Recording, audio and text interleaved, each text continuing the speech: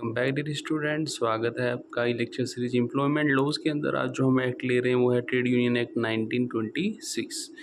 इस वीडियो के part first के अंदर हम ये देखेंगे कि जो ट्रेड यूनियन एक्ट है उसकी क्या नीड्स है, ट्रेड यूनियन एक्ट जो है वो क्यों एक्सिस्टेंस में आया, रजिस्टर्ड ट्रेड यूनियन क्या होती है और ट्रेड यूनियन जो ट्रेड डिस्प्यूट को कैसे सोल्व करती है। लास्ट आपको याद हो तो हमने इससे पहले एक वीडियो अपलोड की थी जिसके अंदर हमने देखा था कि जो हमारा इंडस्ट्री के अंदर जो इंडस्ट्रियल डिस्प्यूट्स रहते हैं वो कैसे सोल्व किए जाते हैं इंडस्ट्रियल डिस्प्यूट्स। तो उन्हीं इंडस्ट्रियल डिस्प्यूट्स एक्ट के अंदर मैंने आपको बताया था कि हम ट्रेड यूनियन के बारे में भी पढ़ेंगे, तो वो टाइम आ गया है। आज हम पढ़ते हैं ट्रेड यूनियन के बारे में। सबसे पहले ट्रेड यूनियन एक्ट की हम बात करें, इसके अंदर क्या क्या चीज़ें हम कवर करने वाले हैं। Meaning of the trade union act, objective, definition, registered trade union जिसको हम RTU बोलेंगे, liability of trade union, right, privilege और registered trade union, offences and penalties. शुरुआत करते हैं लेक्चर की हम सबसे पहले। जैसा कि एक्ट का नाम ही है ट्रेड यूनियन एक्ट, तो हम सबसे पहले देखेंगे कि ट्रेड यूनियन होती क्या है। जैसा कि नेम से ही क्लियर है कि यूनियन का मतलब यह है यूनियन मोर देन 2 और मोर पर्सन जो रहेंगे जिनके अंदर कलेक्टिव बार्गेनिंग रहेगी, बार्गेनिंग पावर रहेगी। तो ट्रेड यूनियन क्या है, एक वॉलंटरी ऑर्गेनाइजेशन है, voluntary organisation for the worker related to specific trade industry company for help और protect their interest by welfare collective action. आने वाले वीडियोज़ के अंदर आप एक फैक्ट्रीज एक्ट पढ़ेंगे तो वहाँ पे आप बार बार देखेंगे वेलफेयर ऑफ द एम्प्लॉई। तो ट्रेड यूनियन भी क्या है, ट्रेड यूनियन एक मीन्स है जो एम्प्लॉई के इंटरेस्ट को सेव करने के लिए बनाया गया है। ट्रेड यूनियन एक्ट से पहले हमने ट्रेड यूनियन को समझा, ट्रेड यूनियन क्या है। यदि हम लेमन लैंग्वेज में देखें, in a simple word it is a organisation of worker who have bonded together to achieve the common goal such as protecting their integrity and high pay. कि जो worker की collective bargaining है उसके जो interest है उसको save करने के लिए किसको बनाया गया, ट्रेड यूनियन को बनाया गया है।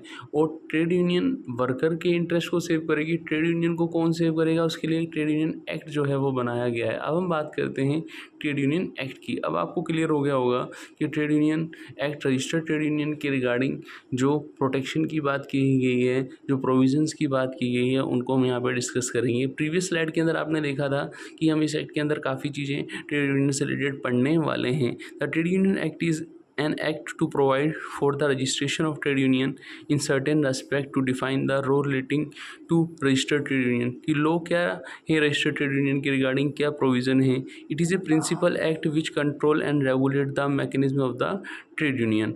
अब हम देखें कि ट्रेड यूनियन एक्ट जो है वो क्यों लाया गया और ट्रेड यूनियन के क्या ऑब्जेक्टिव्स हैं। तो सबसे पहले हमने देखा था कि जो वर्कर है उसको क्या मिले, फेयर वेजेस मिले, कि जो वेजेस उसको मिल रही है काम के बदले में सही दाम मिलना ज़रूरी है। फिर क्या आता है, improve the working condition and living condition, कि जो वर्कर की जो कंडीशन डे टू डे उसको क्या हो, इम्प्रूव हो, ना कि वो डाउन हो। Protection the job of the labour against the retrenchment and lay off. हमने इलीगल स्ट्राइक देखी थी, हमने लॉकआउट देखा था। ऐसे ऑर्गेनाइजेशन के अंदर रिट्रीचमेंट और ले ऑफ के कारण जो वर्कर की जॉब है वो आपकी अनप्रोटेक्ट ना हो जाए तो उसको क्या करना, प्रोटेक्ट करना। और help them improving the level of production productivity.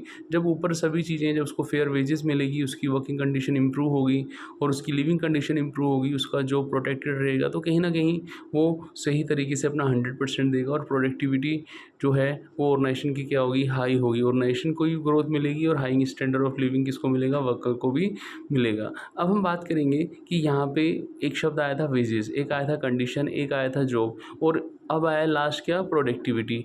अब हम ये देखते हैं कि गवर्नमेंट्स इनके रिगार्डिंग पेमेंट ऑफ वेजेस के रिगार्डिंग, वर्क के रिगार्डिंग गवर्नमेंट क्या असिस्ट करती है इस लॉ के थ्रू, to provide the legal assistance to worker in connection with dispute regarding works and payment of wages. हालांकि हम सेपरेटली जो एक्ट पढ़ेंगे, minimum wages act, payment of wages act, वहाँ पे भी हम डिटेल में इनको देखेंगे। फिर आता है to promote the individual and collective welfare and thus correlate the worker interest in their industry, की वर्कर के इंटरेस्ट को क्या करना, बोलो, सेव करना किसी भी। फिर हम बात करेंगे इंपॉर्टेंट डेफिनेशंस की। जब भी हम कोई एक्ट पढ़ते हैं हमेशा उसकी डेफिनेशन सेक्शन 2 के अंदर आती हैं। तो यहाँ सबसे पहले सेक्शन 2 के अंदर हमें क्या बताया गया है कि जो एप्रोप्रिएट गवर्नमेंट है वो क्या है। एप्रोप्रिएट गवर्नमेंट की यदि हम बात करें, जो मेन है आपका सेंट्रल गवर्नमेंट है और जो स्टेट से रिलेटेड वो क्या है, स्टेट गवर्नमेंट है। In relation to trade union object are not confined to one state the central government in relation to other trade union the appropriate government is a state government. तो किसी एक state की बात करें तो appropriate government क्या होगी, state government, और यदि होल ऑफ द कंट्री की बात करें तो अप्रोप्रिएट गवर्नमेंट क्या होगी, सेंट्रल गवर्नमेंट होगी। फिर हम बात करते हैं एग्जीक्यूटिव की।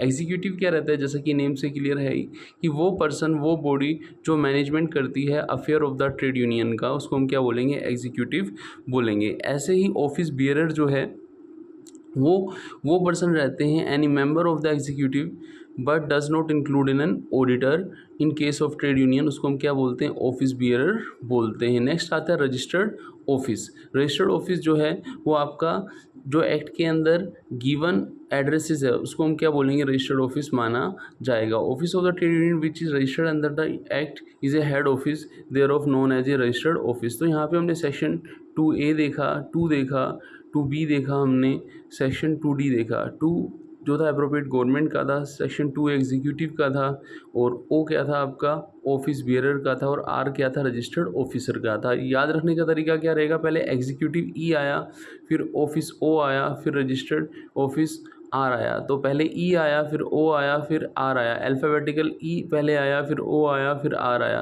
तो E को हमने सेक्शन 2A दिया, और O को हमने सेक्शन 2B दिया, और R को हमने सेक्शन 2D दिया। तो इस तरीके से आपको सेक्शन सब सेक्शन भी क्या करने हैं, याद रखने हैं।